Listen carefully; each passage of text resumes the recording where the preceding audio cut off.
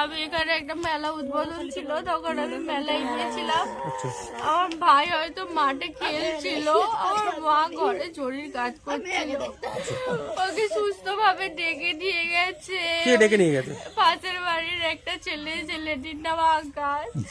সুস্থ ভাবে ডেকে নিয়ে গেছে। আমার মা কিছু না বুঝে কোনো ভালো কথা বলেই ডেকে নিয়ে গেছে। অচেনা লোক হলে আমার মা যেত না।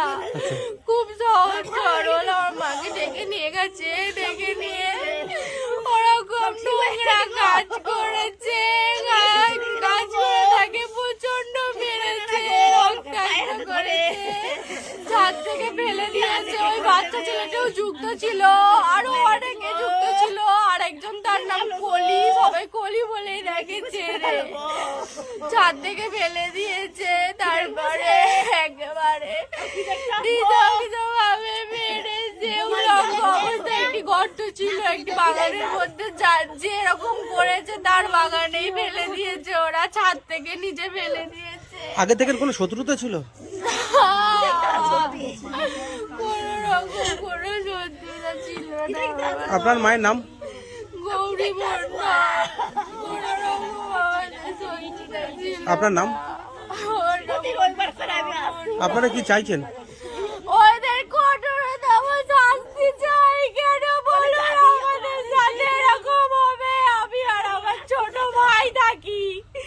ওদের ফাঁসি চাই, ফাঁসি। যারা এরকম করেছে তাদের ফাঁসি চাই, ফাঁসি।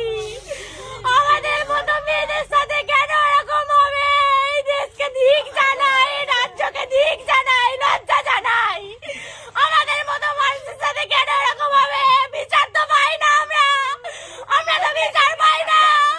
কলেজে, হসপিটালে, রাস্তায়, ঘরে মেরে তাহলে কোথায় সুরক্ষিত?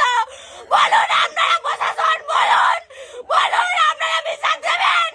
দেবেন না তো আমাদের মতো সাধারণ মানুষ বিচার পাবে না। এই দেশের মেয়েরা বিচার পাবে না। এই দেশে বিচার দেওয়া হয় না, নেই দেওয়া হয় না। এই দেশে মেয়েরা বিচার পায় না, সুরক্ষিত নয়, ঘরেও সুরক্ষিত নয়।